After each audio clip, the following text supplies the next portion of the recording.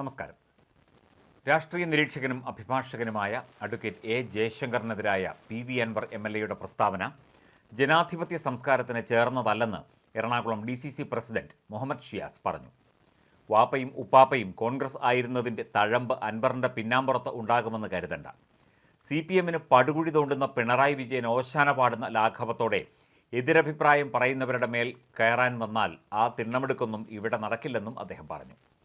രാഷ്ട്രീയ അഭിപ്രായ വ്യത്യാസത്തിൻ്റെ പേരിൽ ജയശങ്കറിൻ്റെ വീട്ടിലും ഓഫീസിലും വന്ന് മുണ്ടൂരിക്കളയും, തലയിൽ കക്കൂസു മാലിന്യം ഒഴിക്കും എന്നൊക്കെ പറയുന്ന അൻവർ ഇത് എറണാകുളമാണെന്ന് മറക്കേണ്ട.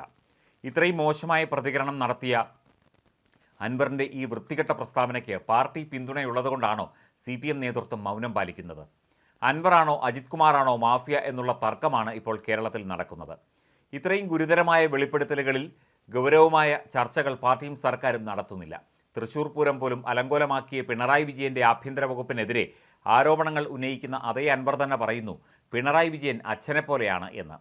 നിലപാടിൽ ഉറപ്പുള്ളവനാണെങ്കിൽ താൻ തന്നെ പറഞ്ഞ ആരോപണങ്ങളിൽ വേണ്ടത്ര ഗൗരവമായ അന്വേഷണം നടത്താത്തവർക്കെതിരെ എന്തുകൊണ്ടാണ് നിയമപരമായി നീങ്ങാത്തത്? അതിനർത്ഥം തൻ്റെ കൊള്ളകൾ മുഴുവൻ മൂടിവെക്കാൻ സർക്കാരിനെ ചൊൽപ്പടിക്ക് നിർത്താൻ വേണ്ടി മാത്രമുള്ള അഭ്യാസമായി അത് കണ്ടാൽ മതിയെന്നും മുഹമ്മദ് ഷിയാസ് പറഞ്ഞു. കഴിഞ്ഞ ദിവസമായിരുന്നു നിലമ്പൂർ MLA PV അൻവറിൻ്റെ നിലവിട്ടുള്ള പ്രസ്താവന. രാഷ്ട്രീയ നിരീക്ഷകൻ അഡ്വക്കേറ്റ് ജയശങ്കറിനെതിരെ അസഭ്യവർഷവും ഭീഷണിയുമായിട്ടാണ് PV അൻവർ രംഗത്തെത്തിയത്. കക്കൂസ് മാലിന്യം ബക്കറ്റിലാക്കി കൊണ്ടുവന്ന തലയിൽ ഒഴിക്കുമെന്നായിരുന്നു ഭീഷണി. ഉടുമുണ്ട് ഉരിഞ്ഞ് നടത്തുമെന്നും ഭീഷണി മുഴക്കിയിട്ടുണ്ട്.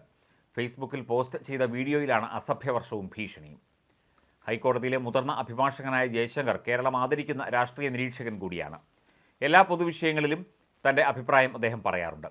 ADGP അജിത് കുമാറിനെതിരെ അൻവർ ഉയർത്തുന്ന ആരോപണങ്ങളെയും ശരിപക്ഷത്ത് നിന്ന് നോക്കിക്കണ്ട വ്യക്തിയാണ് അദ്ദേഹം. ചാനൽ ചർച്ചകളിലും മറ്റും നിരീക്ഷണം അൻവറിന് എതിരാവുകയും ചെയ്യുന്നു. ഇതിലെ പ്രകോപനമാകും പുതിയ വീഡിയോയ്ക്ക് പിന്നിൽ എന്ന നിരീക്ഷണം ശക്തമാണ്. അതേസമയം നിയമവ്യവസ്ഥയെയും പോലീസിനെയും എല്ലാം വെല്ലുവിളിക്കുകയാണ് PV അൻവർ എന്ന അഭിപ്രായമാണ് ഉയരുന്നത്. കേരളത്തിലെ ക്രമസമാധാനം തകർന്നതിന് തെളിവ് കൂടിയാണ് ഈ വീഡിയോ.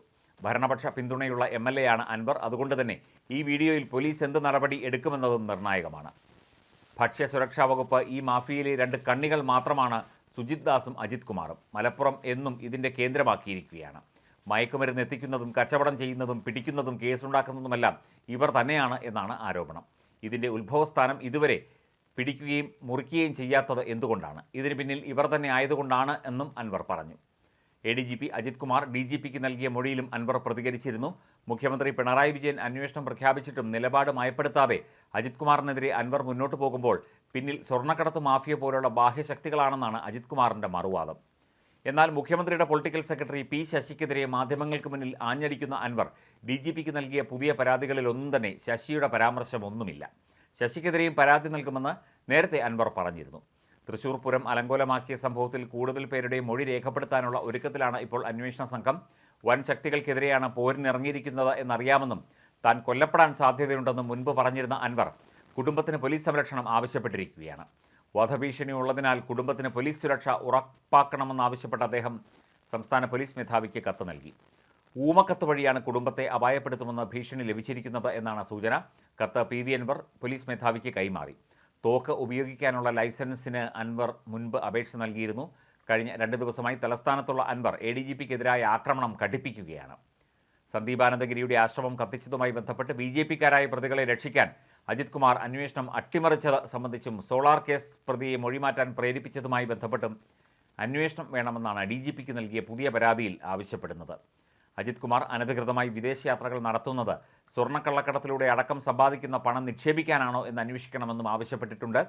സുജിത് ദാസ് മലപ്പുറം SP ആയിരിക്കെ കോട്ടക്കൽ പോലീസ് സ്റ്റേഷൻ വളപ്പിൽ പുതിയ കെട്ടിടം നിർമ്മിച്ചത് സ്വർണ്ണക്കള്ളക്കടത്തുകാരിൽ നിന്നും ക്വാറി ഉടമകളിൽ നിന്നും വൻതോതിൽ പണം പിരിച്ചാണെന്നും അതിന് പിന്നിലെ തട്ടിപ്പും അന്വേഷിക്കണമെന്നാണ് അൻവറിൻ്റെ മറ്റൊരാവശ്യം.